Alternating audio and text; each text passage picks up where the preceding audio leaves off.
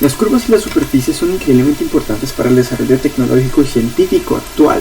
Y hoy, Juan Diego Bustamante y quien les habla, Sebastián García Costa, les vamos a mostrar cómo utilizar GeoGebra para analizar curvas y superficies y un caso de estudio. La historia moderna de las curvas empezó en el siglo XVII, cuando René Descartes conectó por primera vez el álgebra con la geometría. Con su recién ideado plano cartesiano, Descartes fue capaz de ponerle un nombre, es decir, una coordenada, a cada solución de una ecuación de una sola variable. Poco tiempo después, se percató de que ciertas ecuaciones trazaban puntos que tenían características en común, es decir, trazaban una línea que puede o no ser recta. Y este es el concepto que luego pasaríamos a conocer como curva, y a día de hoy, casi 4 siglos después, tenemos varias maneras de representarlas. La primera son las curvas implícitas, ecuaciones en las que la variable dependiente no está despejada y es difícil distinguir a simple vista alguna ecuación de curva conocida. En términos de esfuerzo computacional, este es el tipo de curva más complejo de graficar para GeoGebra, pues implica despejar una variable primero. Luego tenemos las curvas polares, curvas graficadas con el uso de coordenadas polares, que es en pocas palabras un sistema de círculos centrados en un origen O. GeoGebra grafica en coordenadas polares únicamente si introducimos la variable θ. De otra manera, obtendremos una gráfica cartesiana.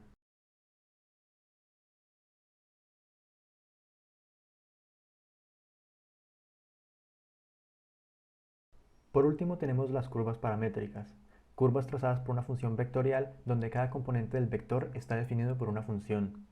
Como vemos, al escribir una curva en forma de función paramétrica, GeoGebra reemplaza nuestra expresión con la función curva. Esta función consta de 5 parámetros. Primero, dos expresiones que serían las funciones encargadas de determinar los valores de x y y. Luego, un parámetro donde especificamos cuál es la variable de nuestras funciones, en este caso t. Y por último, un valor inicial y uno final, que determinan el intervalo donde existe nuestra curva, es decir, los valores que puede tomar t. Aquí aclaramos que la función curva con 3 parámetros, expresión, funciona exactamente igual pero en el espacio, siendo la tercera expresión la función que determina los valores del eje z. Con GeoGebra también podemos hacer cálculos sobre las funciones vectoriales.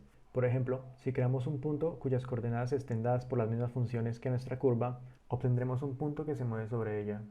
También podemos crear un vector que se defina como la derivada de nuestra función paramétrica, lo cual podemos conseguir usando el pequeño símbolo del apóstrofo, y tendremos un vector que describe el movimiento de nuestra partícula.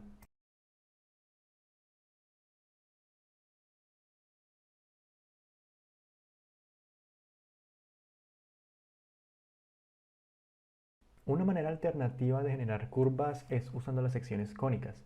Este método fue descubierto por el matemático griego Manekmo, que vivió más o menos por el año 350 a.C., y consiste en intersecar un cono con un plano. El lugar geométrico resultante tendrá forma de elipse, parábola, hipérbola o circunferencia, dependiendo del ángulo del plano.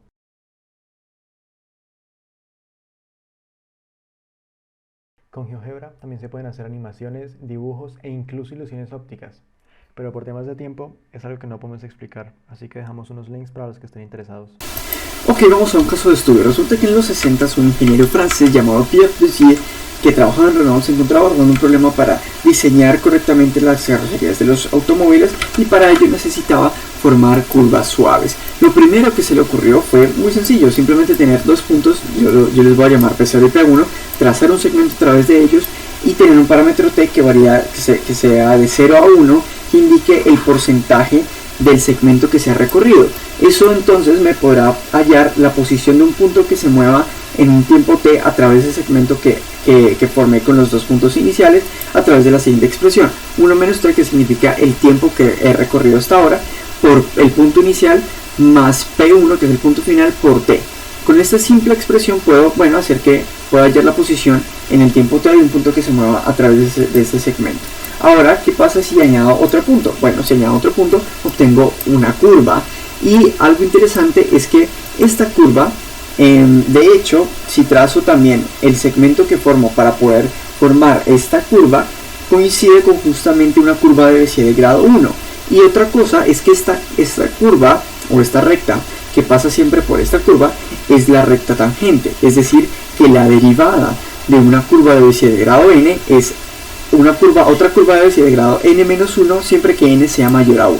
Ahora veamos cómo podemos hacer esto en GeoGebra y cómo podemos conseguir animaciones tan chéveres como esta, por ejemplo. Y Por ejemplo, si añadimos otro punto ya podemos formar curvas muchísimo más complejas, y de hecho esto es lo que está detrás del software de gráficos como CorelDRAW, como Photoshop o como incluso el mismo GeoGebra que estamos utilizando para hacer esto. Esos software utilizan estas curvas de Bezier para dibujar estas curvas súper suaves dependiendo de estos puntos intermedios. Ahora vamos a ver cómo se generaliza esto. Básicamente tenemos estas expresiones y sorpresivamente aparece el triángulo de Pascal. Esto lo dejo aquí para aquellos que quieran profundizar. Está todo muy bien explicado en este libro de GeoGebra que creé para esta presentación. Y ahorita vamos a ver cómo se extiende esto para las superficies. Miren que las expresiones son bastante similares a las curvas de Bezier, y si lo visualizamos en GeoGebra vamos a ver que podemos hacer lo mismo pero en el espacio, es decir que podemos controlar la superficie que se forma simplemente moviendo la posición de estos puntos intermedios. Esto es increíblemente útil en animación 3D, y de hecho de las empresas más famosas que utilizan animación 3D es Pixar. Y justamente el presidente de Pixar ganó en 2019 una medalla Turing, que es como el Nobel de la computación, por sus aportes en la computación 3D, utilizando, y su trabajo incluyó, por supuesto, las superficies de Bezier. Ahora, las curvas de Bezier también se pueden utilizar en robótica para hacer que los brazos robóticos tengan un movimiento mucho más suave, y también en las interfaces de usuario que utilizamos todos los días para hacer interfaces mucho más suaves y también calcular el tiempo en que se demora una animación, etc. Como conclusiones tenemos que GeoGebra es una herramienta bastante útil y versátil que nos permite explorar este tipo de curvas y superficies, y también que las curvas de Bezier son ampliamente utilizadas en la actualidad para modelar este tipo de superficies suaves, tanto en modelado 3D, en las animaciones de los dibujos animados que tanto nos gustan, como en las interfaces de usuario que tanto utilizamos todos los días. Muchísimas gracias. Y como siempre les dejamos este link que enlaza al libro de GeoGebra para aquellos que quieran profundizar en este tema tan interesante.